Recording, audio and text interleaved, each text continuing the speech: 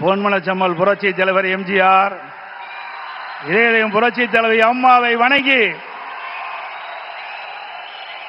இந்திய திருநாடே மதுராங்கத்தை நோக்கி பார்த்து கொண்டிருக்கிறது. பாரத பிரதமர் அவர்கள் என்ன பேச போகிறார் என்று நாடே எதிர்பார்த்துக் கொண்டிருக்கின்றது. பாரத பிரதமர் அவர்கள் இந்த மண்ணிலே கால் வைத்தவுடனே இயற்கையே சூரியனை மறைத்து விட்டது.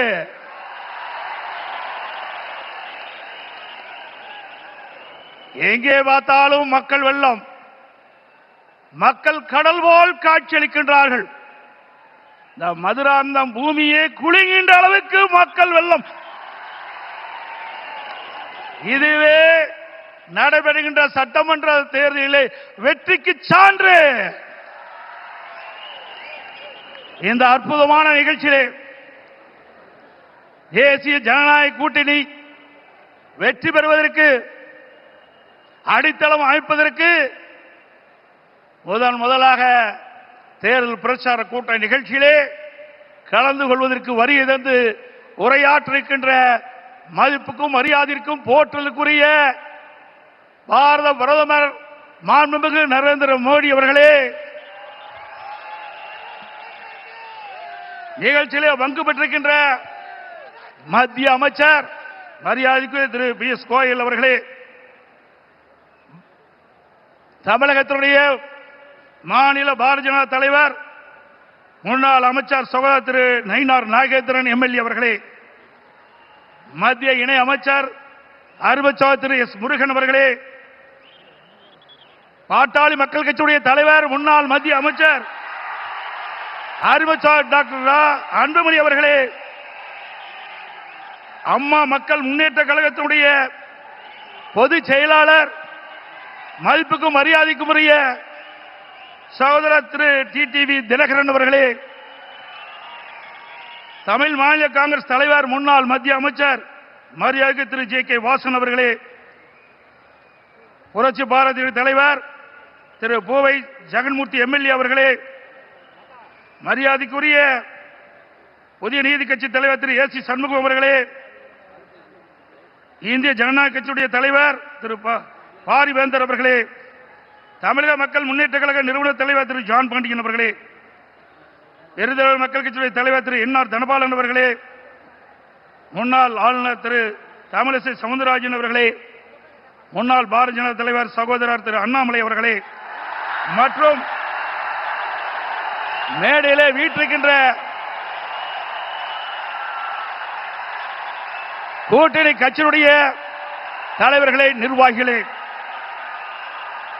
மேடையிலே வீற்றிருக்கின்ற அனைத்து இந்திய அண்ணா திராவிட முன்னேற்ற கழகத்தினுடைய தலைமை கழக நிர்வாகிகளே, மாவட்ட கழக செயலாளர்களே, நாடாளுமன்ற உறுப்பினர்களே, சட்டமன்ற உறுப்பினர்களே, வாரி என்று சிறப்பித்துக் கொண்டிருக்கின்ற தேசிய ஜனநாயக கூட்டணியில் அங்கம் வைக்கின்ற கட்சியினுடைய தலைவர்களே, நிர்வாகிகளே, தொண்டர்களே, பெரியவர்களே, தாய்மார்களே, ஊடக நண்பர்களே, பத்திரிகை நண்பர்களே, கழக உடன்பிறப்புகளே, அத்தனை பேருக்கும் என்னுடைய முதற்கண் வணக்கத்தை உரித்தாக்குகின்றேன்.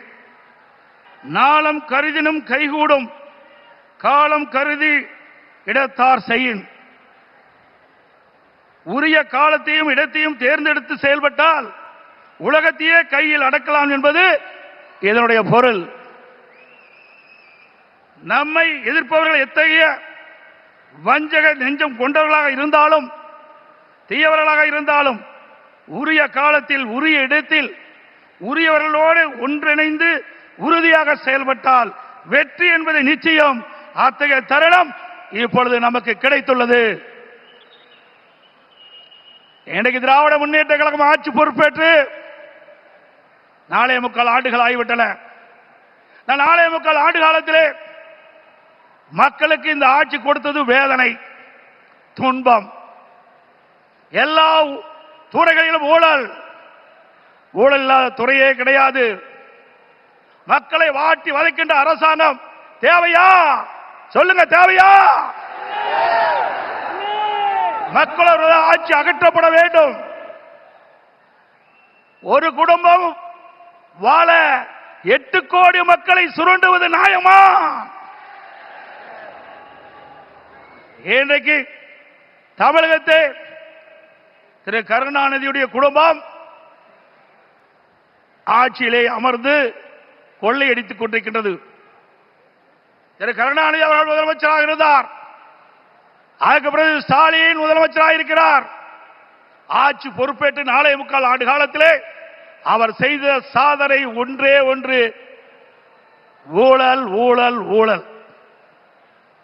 இன்றைக்கு திரு ஸ்டாலினுடைய குடும்பம் உலக அளவிலே மிகப்பெரிய பணக்கார குடும்பமாக திகழ்ந்து கொண்டிருக்கிறது. திரு ஸ்டாலினுக்கு பிறகு உதயநிதி ஸ்டாலின் வர வேண்டும் என்று எண்ணுகின்றார்.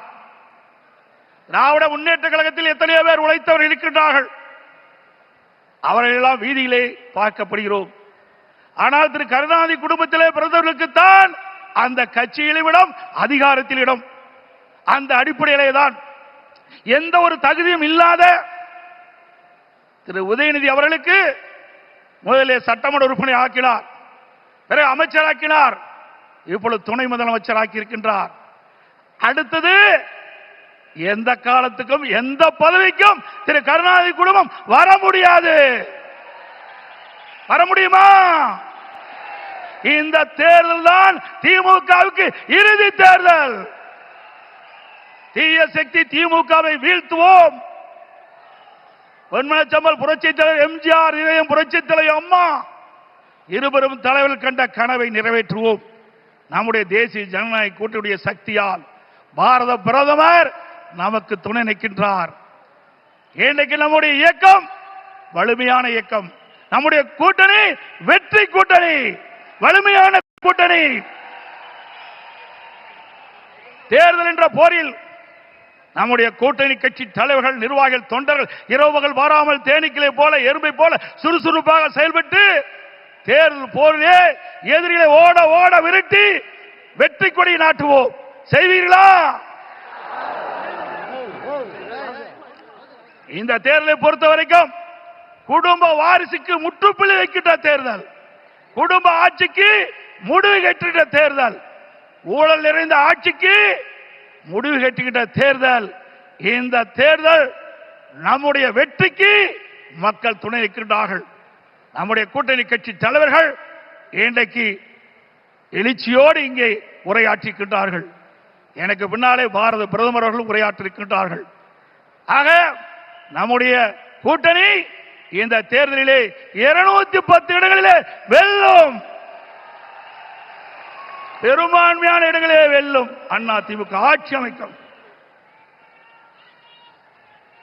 அதோடு திரு ஸ்டாலின் சொல்லுகிறார், இன்றைக்கு மத்தியிலே தமிழகத்துக்கு எந்த திட்டமும் கிடைக்கவில்லை என்ற ஒரு தவறான தகவலை சொல்லிக் கொண்டிருக்கின்றார். சிந்தித்து பார்க்க வேண்டும். அனைத்து இந்திய அண்ணா திராவிட முன்னேற்ற கழக ஆட்சியிலே தான் மத்தியிலே பல திட்டங்களை நாம் பெற்றோம். நாம் கேட்ட நிதியை கொடுத்தார்கள், கேட்ட திட்டத்தை கொடுத்தார்கள். தமிழகம் முழுவதும் இருக்கின்ற பல்வேறு ரயில்வே கடவுகளிலே உயர்மட்ட பாலம் வேண்டும் கேட்டோம். அதிகமான பாலத்தை கொடுத்தது மத்திய அரசு.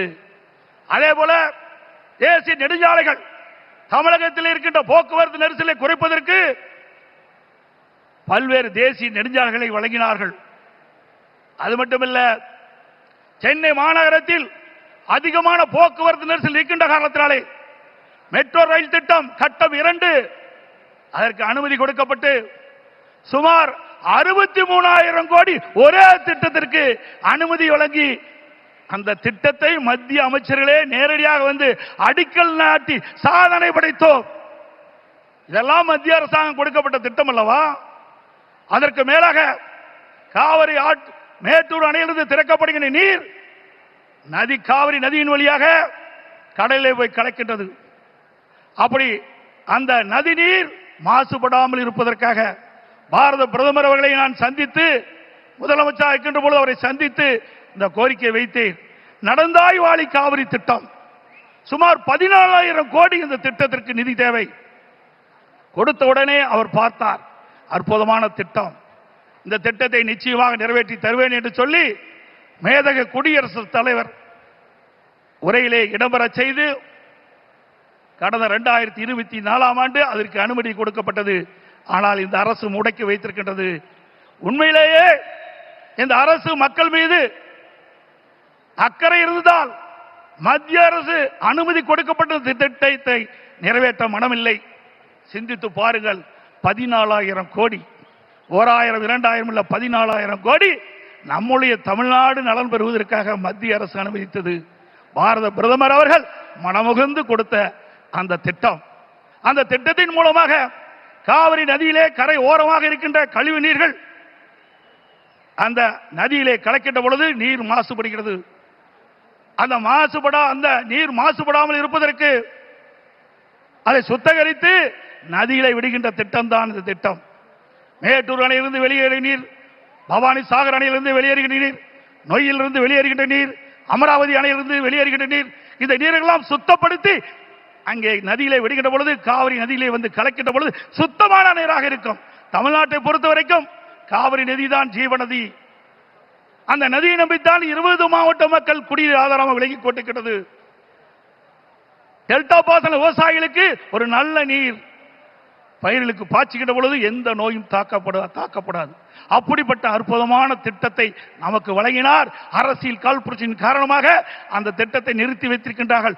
மீண்டும் உங்களோ ஆதரவோடு தேசிய ஜனநாயக கூட்டணி அதிக இடங்களே வெற்றி பெற்று நம்முடைய கூட்டணி அதிமுக ஆட்சி அமைக்கின்ற பொழுது பாரத பிரதமருடைய ஆசியால் இந்த திட்டம் நிறைவேறும்.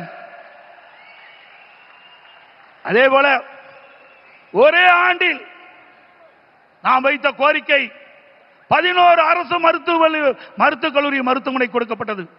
இந்திய வரலாற்றிலேயே ஒரு மாநில அரசுக்கு ஒரே ஆண்டில் 11 அரசு மருத்துவக் கல்லூரி மருத்துவமனை கொடுத்த வரலாறு கிடையாது. அந்த வரலாற்றையும் பாரத பிரதமர் திரு நரேந்திர மோடி அவர்கள் நமக்காக வழங்கினார். அதனால் நம்முடைய மாணவர்கள் அதிக இடங்களிலே மருத்துவர்களாக சேர்ந்து படிக்கக்கூடிய வாய்ப்பை பெற்றிருக்கின்றார்கள். இதையெல்லாம் சாதனை. இன்னும் பல திட்டங்கள் மத்தியில் இருந்து நமக்கு கிடைக்கப்பட்டன. அனைத்து இந்திய அண்ணா திராவிட முன்னேற்ற கழக அரசு இருக்கின்ற பொழுது மத்திய அரசோடு இணக்கமாக இருந்தோம். கேட்ட திட்டத்தை கொடுத்தார்கள், கேட்ட நிதியை கொடுத்தார்கள். தமிழகம் வளர்ச்சி பெற்றது. இன்றைக்கு இருக்கின்ற ஆட்சியாளர்கள் வேண்டுமென்றே திட்டமிட்டு மத்தியிலே குறை சொல்லி இன்றைக்கு லஞ்ச லாவணியத்திலே இந்த அரசு திளைத்துக் கொண்டிருக்கின்றதை நேரத்திலே சுட்டிக்காட்டி அதோடு எண்ணிய இன்னியாங்கு எய்து எண்ணியார் இன்னியராப் பெரிய ஒரு செயலை செய்து முடிக்க எண்ணுபவர் மிக உறுதியுடன் இருந்தால் அவர் நினைத்தபடியே அந்த செயலை செய்து முடிப்பார் என்ற குரலுக்கு மிக பொருத்தமானவர் நமது பாரத பிரதமர் நரேந்திர மோடி அவர்கள். இன்னைக்கு உலகமே பாராட்டுகின்ற அளவிற்கு இந்திய நாட்டுக்கு பெருமை சேர்த்தவர் பாரத பிரதமர் அவர்கள். கொரோனா காலம், இன்னைக்கு இந்த கொரோனா காலத்திலே அந்த வைரஸ் நோயால் இன்றைக்கு வல்லரசு நாட்டில் கூட மக்களை காப்பாற்ற முடியவில்லை. அந்த காலகட்டத்தில் விலை மதிக்க முடியாத உயிரை காப்பாற்றுவதற்கு அவர் எடுத்த நடவடிக்கையினால் லட்சக்கணக்கான மக்கள் உயிர் பிழைத்தார்கள். அந்த நோய் எப்படி தாக்கும், எப்படி வரும், அதற்கு என்ன சிகிச்சை அளிக்க முடியும், அதற்கு என்ன மருந்து என்று கண்டுபிடிக்க முடியாத சூழ்நிலை கூட தன்னுடைய திறமையால் ஆற்றால் அதற்கு சிகிச்சை அளிப்பதற்கு உரிய மருந்தை கண்டுபிடித்து உரிய சிகிச்சை அளித்து விலை மதிக்க முடியாத உயிர்களை காப்பாற்றிய மா மனிதர் பாரத பிரதமர் நரேந்திர மோடி அவர்கள். இந்திய நாட்டு மக்கள் மட்டுமல்ல, வெளிநாட்டில் இருக்கின்ற மக்களுக்கும் அந்த உயிர்களை காப்பாற்றுவதற்கு விலையில்லா மருந்துகளை கொடுத்து காப்பாற்றிய மனித நேயம் படைத்த தலைவர் பாரத பிரதமர் நரேந்திர மோடி அவர்கள் என்பதை இந்த நேரத்தில் சுட்டிக்காட்டி